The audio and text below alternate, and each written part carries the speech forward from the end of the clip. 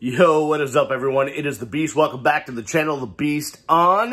Hey, if you see this face, which you may not want to see, or you hear this voice, definitely subscribe to the channel. We've got all sorts of content coming your way on every different subject possible, from sports to non-sports and everywhere in between. So subscribe to the channel and hit the little bell so you're notified when a new video is up.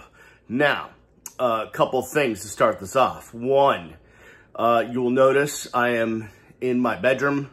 There's dirty laundry over there.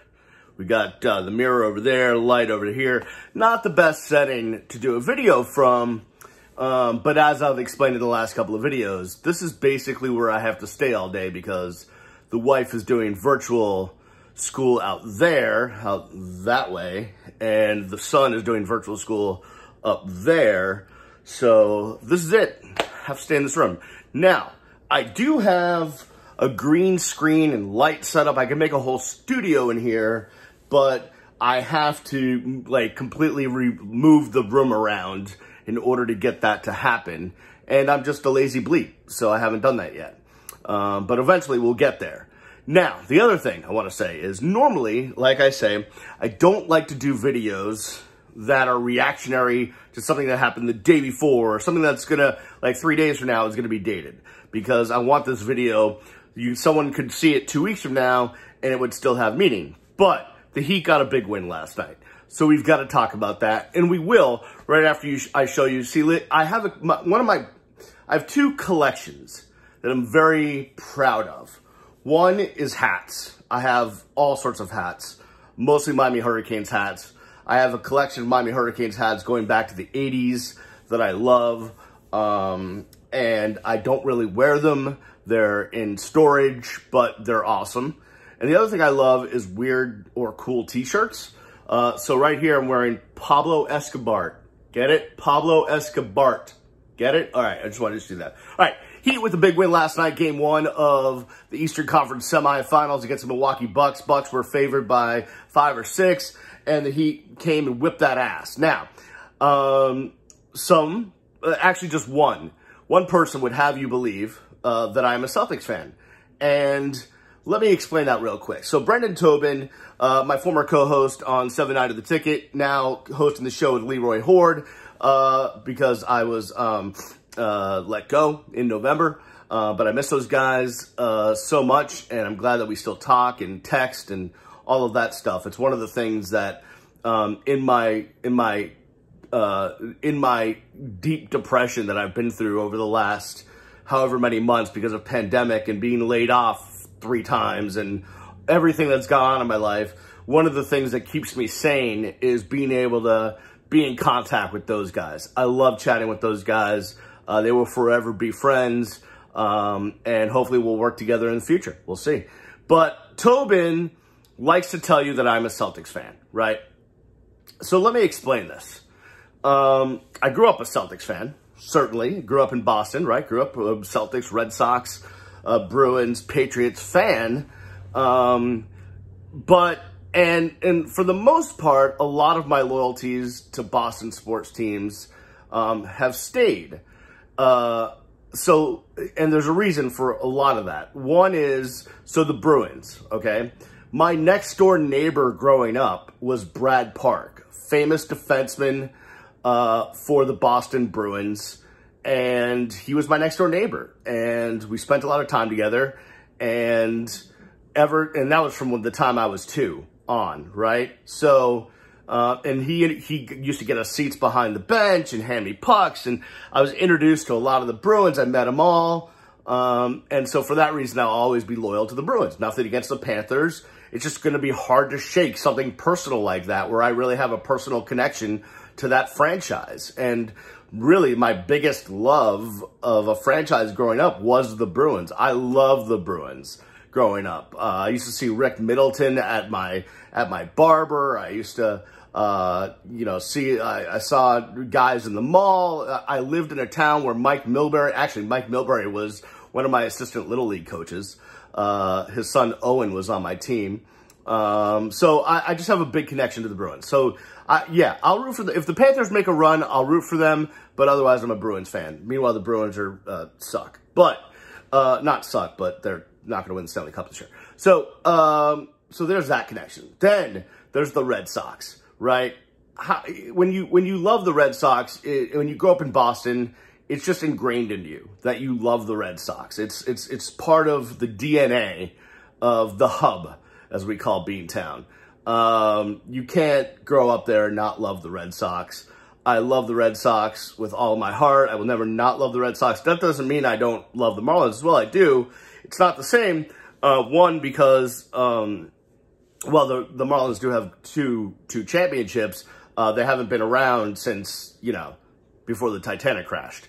So I deeply love the Red Sox. I also have an affinity for the Marlins. I love going to Marlins games when that was a thing. I love watching the Marlins. But if it comes down to Marlins-Red Sox playing in a World Series, I'm rooting for the Red Sox. I'm sorry. As far as football, I am a diehard Patriots fan. I grew up, there's this group of people who are, 30, 35 and younger who only remember the Patriots winning, right? That's all they've got is Tom Brady and the Patriots winning. I go back to the Patriots of the late 70s and 80s that were horrific, that were horrible, that were having one-win seasons. My dad and I used to go sit in an empty, at that time, Sullivan Stadium, then Foxborough Stadium, and go watch pathetic Patriots and Tony Franklin kicking field goals with no shoe on, because back then field goal kickers sometimes didn't wear shoes. It was an amazing thing, an amazing time. Yeah, so I go way back with the Patriots to when they were just losers, just horrible. And I just, then they got good for a little bit in, what was it, the year they got crushed by the Bears. And then they sucked a lot after that, like a lot, like quarterbacks that I can't even be, like Hugh Millen was a quarterback. Holy shit, Jesus. It was bad. And then they had another little run back when I was in college when they played the Packers. And screw you, Desmond Howard. I love you, buddy, but damn you with that return. And then they sucked again. And then the Belichick-Brady era, and we've gone on from there. So I love the Patriots. And because I've loved the Patriots my entire life, I have hated the Dolphins. And I'm sorry. As I've come to know the Dolphins as an organization since I've been working down here and come down here, I actually love a lot of people that work for the Dolphins and have a lot of friends that have worked for the Dolphins, and I admire them as an organization, but I just can't root for them. I can't do it. It's just not, I just can't do it. I was chanting "Squish the Fish," for that AFC Championship game before the Patriots went on to play the Bears and got crushed. I can't do it. That doesn't mean, by the way, I think when the Dolphins win, like, South Florida's better for it. And so in that context, like, hey, if the Dolphins win, I'll be happy for Dolph fans because I think they've suffered, but I can't root for the Dolphins. Now let's get to basketball. So obviously I grew up a diehard Celtics fan, right? And a lot of the Celtics lived I lived in a town in Massachusetts, Linfield.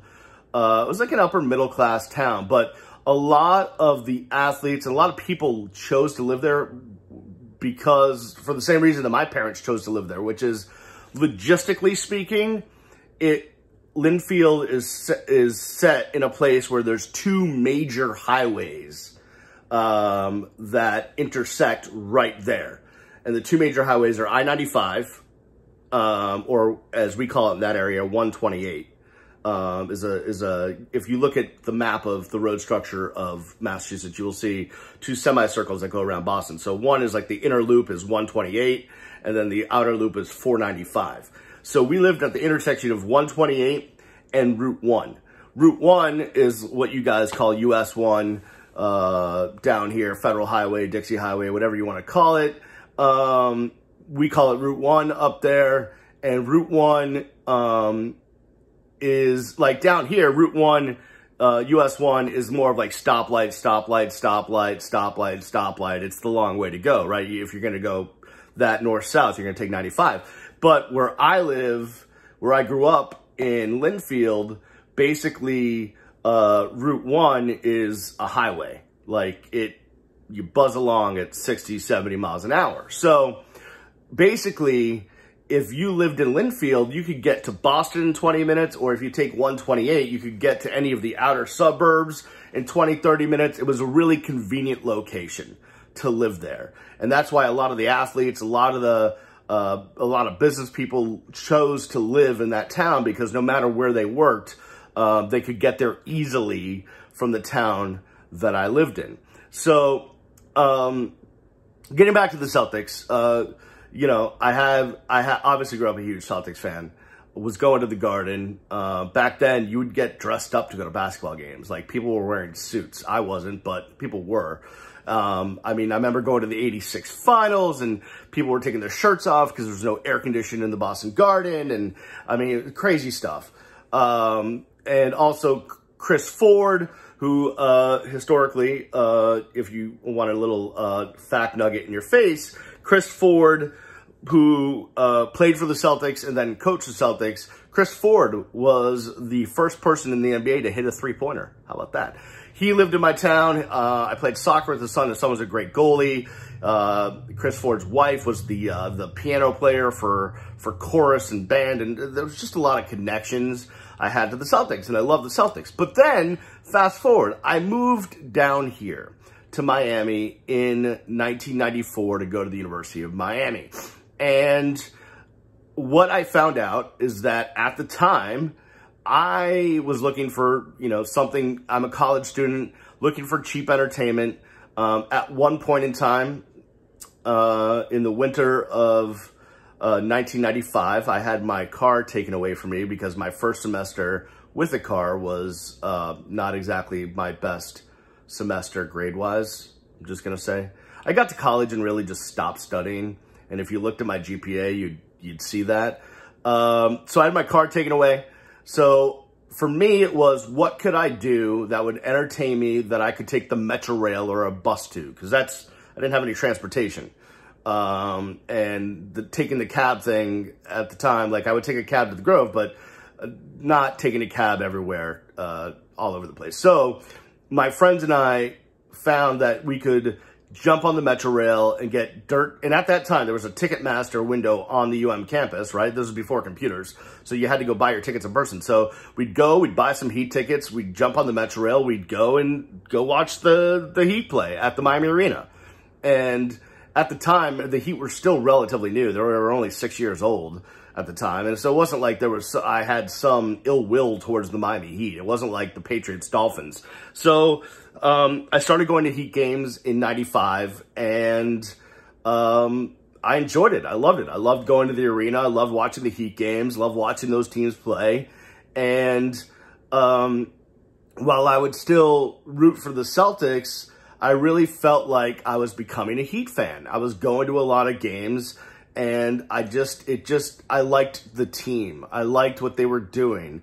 They got Pat Riley, Hardaway, Zoe, all those players, and it really for some reason, I took to the Miami Heat. And so the more, as I've grown up, over the last, 25 years, I've really rooted for the Heat. Now, that's not to say that when the Celtics were in the finals against the Lakers or what have you, that I wasn't rooting for the Celtics. Of course I was. I mean, I would root for anyone against the Lakers, right? Growing up a Celtics fan, I hate the Lakers. And I hate the Knicks, just like Heat fans do. But so, yeah, of course, if the Celtics make the finals, that's who I'm gonna root for. But if the Heat play the Celtics, I root for the Heat. If the Heat, I'm rooting for the Heat to beat the Celtics in the next round, if that's what it comes down to. I am more of a Heat fan now than I am a Celtics fan, by far. And I have volunteered often to be put on a lie detector test to show that I am more of a Heat fan than a Celtics fan. But Tobin keeps shying away from that. He doesn't want to do it. He just wants to call me out, but he doesn't want to actually put me to the test. I'll gladly take any test to test my fandom of what I love more, the Heat or the Celtics. I couldn't even tell you the entire Celtics roster. I can name the Heat roster up and down. I love the Miami Heat. I really do. I love the organization. I know a lot of people in the organization. I really fell in love with that team, and that franchise. And it's really of all the South Florida teams, like if you want to come and watch a Heat game with me, you will see my fandom for them. It's not fake. It's not, for public persona. I really do love the Miami Heat, and I'm willing to test that in any way you want to test me on it. So, Tobin can go shove it. Did I buy a Scary Terry t-shirt? Yeah, I thought it was cute. Do I have somewhere a Kevin Garnett Celtics jersey? Yeah, I do. It was a gift from someone. But I am not a Celtics fan anymore. I mean, let me take that back. If the Celtics go to the finals, I'm rooting for the Celtics because I grew up rooting for the Celtics, right? And I'm never gonna shun you have to disavow the Celtics you have to give up Larry Bird and Robert Parrish and Kevin McHale. No, that was my childhood. Like, why would I shun that? Like, yeah, that's who I rooted for growing up in Boston. I have a ball signed by the 1986 championship Celtics. It's one of my most prized possessions. I loved those teams. But once we got to the mid-90s, I became more of a Heat fan. It can happen, you can... listen, I'm not much for people having odd allegiances, like jumping on bandwagons. I'm a Cowboys fan. Why? Well, they had Irvin and Emmitt Smith, and even though I'm from Florida, that's who I like, because the Dolphins didn't make it, and they did, and I'm a Niners fan. That's not... I'm not about that. Like, if you were born in a place, you're allowed to root for those teams. If you've lived in a place for, multiple decades, you're allowed to love those teams. So those are my rules. And by those rules, I can always remember and have great affinity for the Boston Celtics teams of my youth. But by far, I'm a greater Heat fan now. And there's just no ifs, ands, or buts about that. So this video was going to be about the Heat's amazing win over the Bucks, but what it turned out to be was just an explanation of my fandom. How about that? What say you? What say you? And should Tobin put me to the test, put me on the lie detector? We can get someone to do this. I know people that can get this done. Or should he just continue to call me out on social media with having literally zero proof or knowing what's in my heart, which is loving the Heat? I don't know. Ask him. He's got a radio show. You can go text him. Is it still 67974? Whatever. You can go text him or call him. Do they use the phones anymore? I don't even know. And ask him. But I love the Heat. I really do. Jimmy freaking Butler and Goran Dragic are just, give me so much joy in my heart. All right, that'll do it for this video, which turned out to be something completely different than what I wanted it to be, but that's okay. I want you to subscribe to the channel and do me a favor. If you've made it to this point, subscribe to the channel. But when I post the video on my Twitter at Miami Radio Beast or on Facebook or Instagram, what have you, actually share the video. Like, don't just heart it, because I love your hearts, but they don't mean as much as the shares. I need shares because I want more subscribers, because I want more people to hear the sexy voice is the deal. All right. That'll do it for me and my dirty laundry. I will see you when I see you. Peace.